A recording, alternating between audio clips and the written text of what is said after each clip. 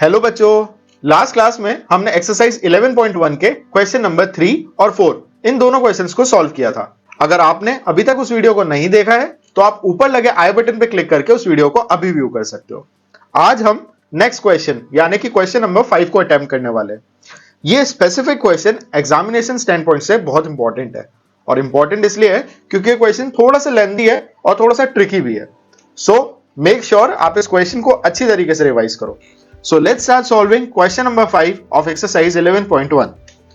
Question number 5 में we are given what length of tarpaulin 3 meter wide will be required to make a conical tent of height 8 meters and base radius 6 meters. So basically we have to prepare a tent. इस tent की जो height है that is given which is 8 and base radius हमें दे रखी है 6 meters. तो ये हमारा इस तरीके का हमें एक टेंट प्रिपेयर करना है और उसके लिए हमें टारपोलिन क्लॉथ यूज करना है। ये भी एक टाइप का क्लॉथ है जिसकी जो बेसिकली जो मटेरियल है जो हम यूज करने वाले हैं उसकी जो विड्थ है वो 3 मीटर्स है।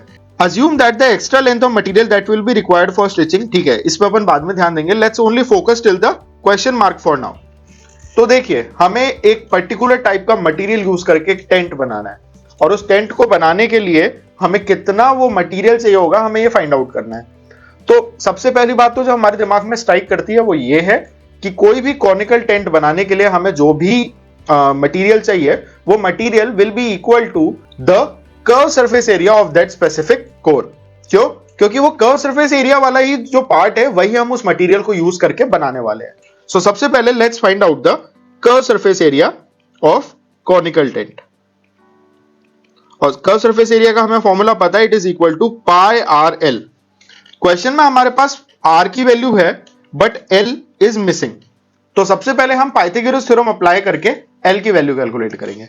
सो बाय पाइथागोरस थ्योरम हाइपोटेनस का स्क्वायर इक्वल होगा बेस के स्क्वायर प्लस परपेंडिकुलर के स्क्वायर के। Base is given 6 and perpendicular is given 8। 6 square is 36 and 8 square is 64, which is equal to hypotenuse का square.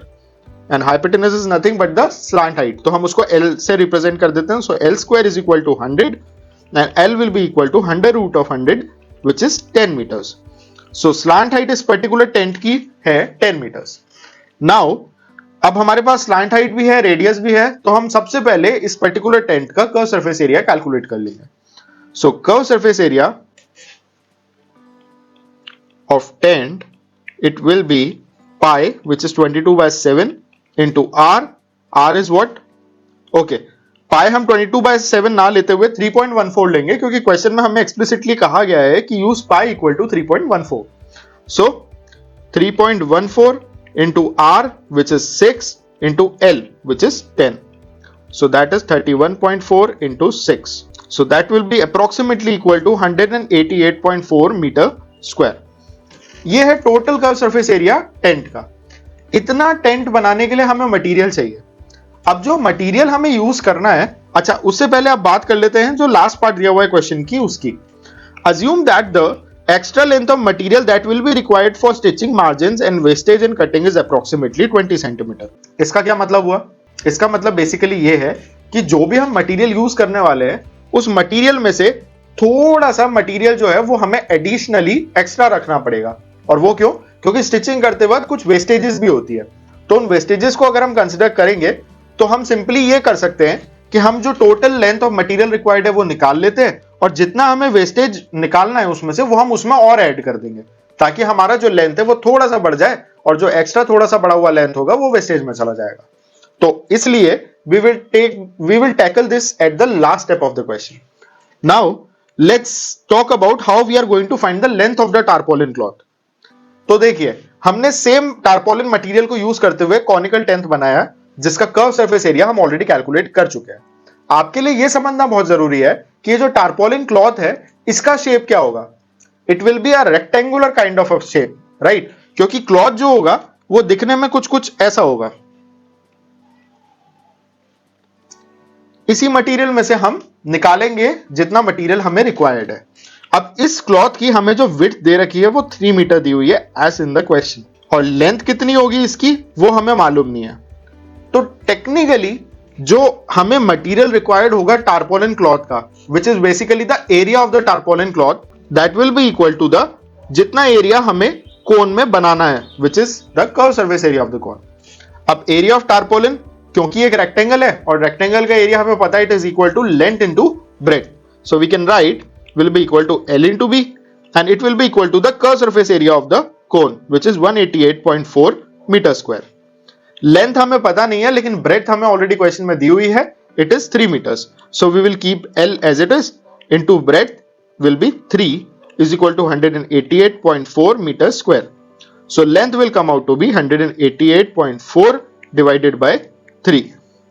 So it will come out to be approximately 62.8 metres.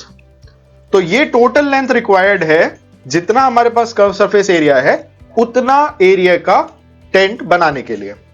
अब length तो आ गई हमारे पास, लेकिन साथ ही साथ में हमें यह भी ध्यान रखना है कि हमें 20 सेंटीमीटर का मार्जिन छोड़ना है, यानी कि एक्स्ट्रा क्लॉथ लेना है ताकि जो वेस्टेजेस हो वो निकल सके। So we will take hence total length जो कि क्लॉथ की रिक्वायर्ड होगी, that will be equal to length as per area plus करेंगे इसमें हम जो वेस्टेज हम करने वाले हैं। अब लेंथ जो है वो है 62.8 मीटर्स प्लस वेस्टेज हमें दी हुई है 20 सेंटीमीटर्स यानी कि 0.2 metres. So this will be equal to 63 meters. So this is the total length of tarpaulin cloth which will be required to construct this particular conical tent. इसी के साथ ही हमारा ये क्वेश्चन यानी कि क्वेश्चन नंबर 5 खत्म होता है। अगर आपको इस क्वेश्चन से रिलेटेड कोई भी डाउट होता है, you can post it in the comment section and we'll answer it out. And don't forget to like and share our video and subscribe our channel. Thank you.